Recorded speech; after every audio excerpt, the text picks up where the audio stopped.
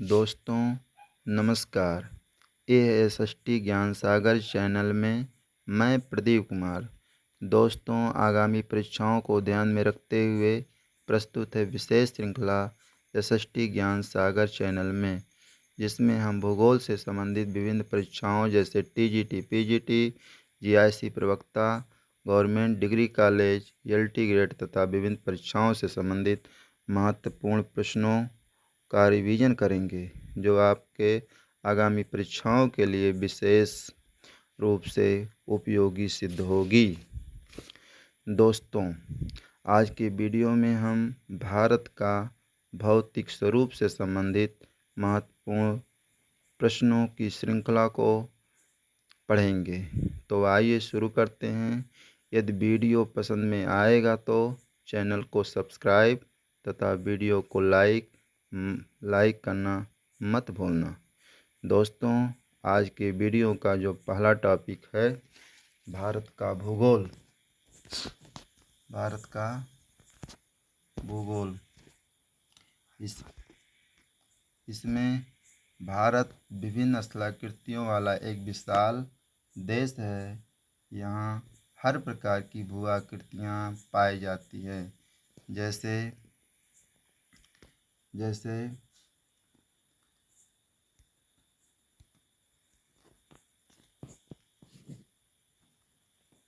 पर्वत, मैदान, मरुस्थल, पठार तथा द्वीप समूह पाए जाते हैं। भारत का वर्तमान भौतिक स्वरूप तैयार होने में करोड़ों वर्ष लगे हैं और इस लंबी अवधि में भूगर्भिक हलचलों के साथ साथ बाह्य शक्तियों जैसे अपक्षय, अपरदन और निक्षेपण की भी महत्वपूर्ण भूमिका रही है।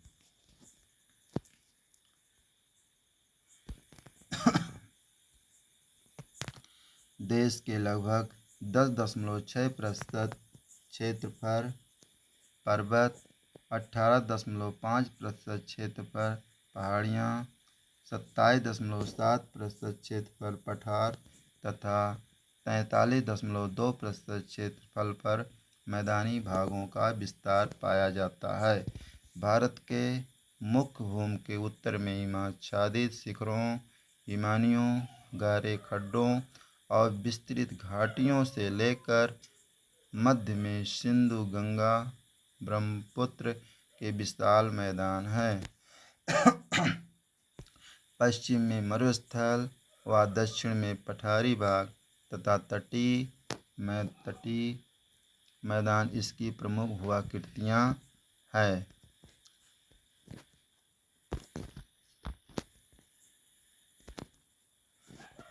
नेक्स्ट, उत्तरी पर्वत श्रृंखला। यह पर्वतीय भाग मैदान हिमालय पर्वत श्रृंखला के एक भाग का निर्माण करता है।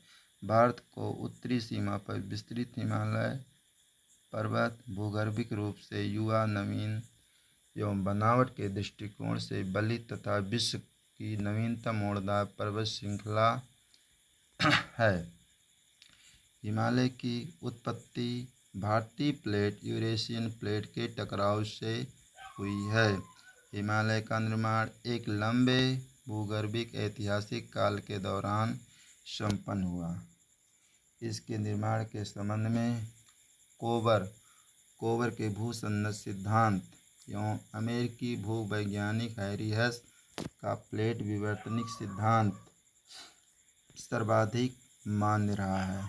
कोबर ने भूसंरचनाओं को पर्वतों का पालना भी कहा है। ये लंबे संकरे व छिछले जलीय भाग के हैं।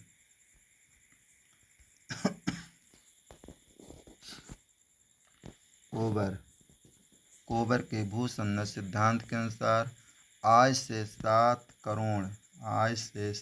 करोड़ वर्ष पूर्व हिमालय के स्थान पर टेथिस भूसंरचना भी थी, जो उत्तर के अंगारा लैंड के भूभाग का दक्षिण के गोंडवाना लैंड से पृथक करती थी।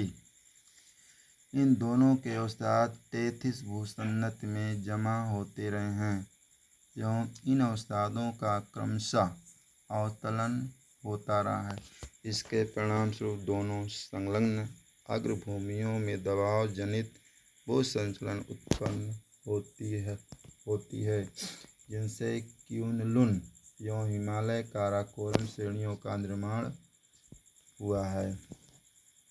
हिमालय का सभी श्रृंखलाओं का निर्माण अल्पाइन भूसंचलन के तहत टर्शियरी युग में हुआ है।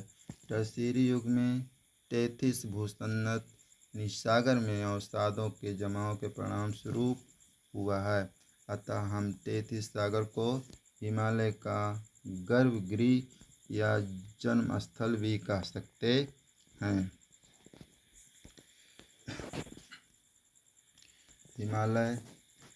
हिमालय वास्तव में अभी भी एक युवा पर्वत है। इस पर्वत को युवा एवं नवीन बलित पर्वत के नाम से भी जाना जाता है, जिसका निर्माण कार्य अभी समाप्त नहीं हुआ है।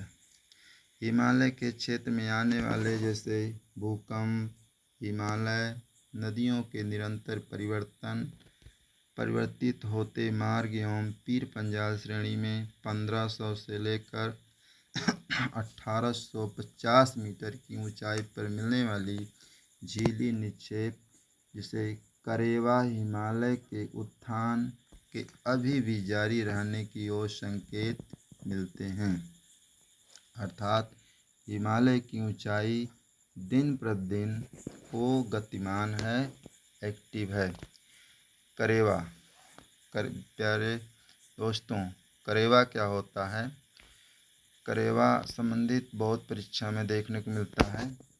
करेवा होता क्या है? जम्मू कश्मीर राज्य में पीर पंजाल श्रेणियों के पार्श्वों में 1500 से 1850 मीटर की ऊंचाई पर मिलने वाले झीली निक्षेप को करेवा के नाम से जाना जाता है। करेवा घाटी के करेवा निक्षेपों में लिग्नाइट प्राप्त होने के भी संकेत मिले हैं।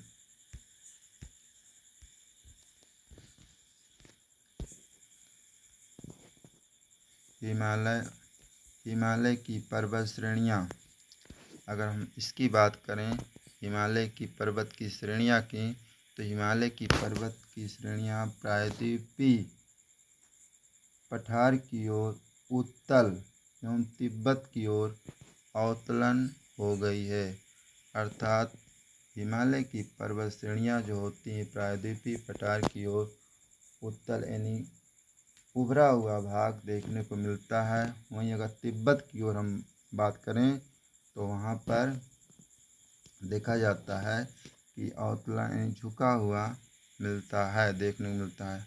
पश्चिम से पूर्व की ओर अगर बात करते हैं तो पश्चिम से पूर्व की ओर पर्वतीय भाग की चौड़ाई क्रमशः घटती जाती है, किंतु अगर ऊंचाई की दृष्टि से देखा जाए तो ऊंचाई बढ़ती जाती है एवं ढाल भी तीव्र होता जाता है।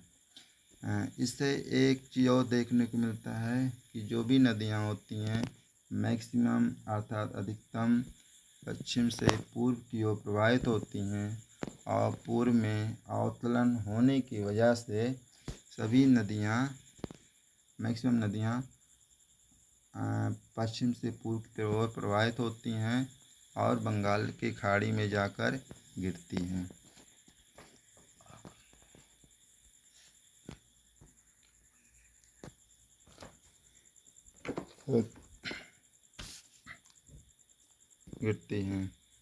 तीव्र होता जाता है।